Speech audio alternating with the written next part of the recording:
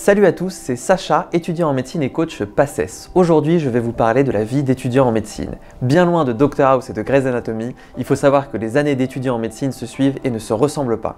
Vivre au rythme d'un étudiant en médecine, c'est courir après le temps en permanence. Regardez votre montre et si vous êtes déjà en retard, c'est que vous êtes bien parti pour être étudiant en médecine.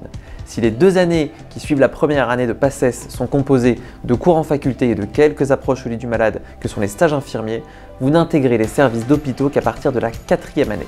C'est là que commence votre course contre la montre. Vous serez attendu en stage par vos chefs et vos patients à chaque matinée dans les différents services que vous intégrerez. Vous serez majoritairement encadré par les internes qui ont passé les épreuves classantes nationales, les ECN, le nouveau concours de l'internat.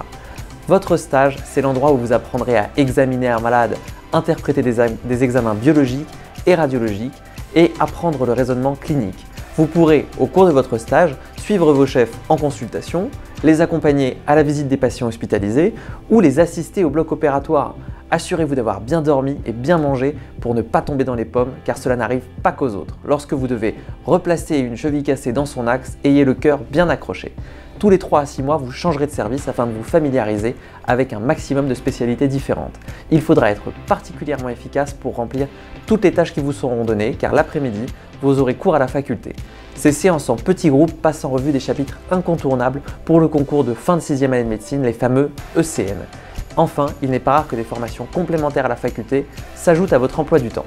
Vous l'aurez bien compris, toute cette organisation laisse très peu de temps pour réviser vos cours. Donc préparez-vous donc à travailler jusque tard le soir et à sortir un peu moins que prévu.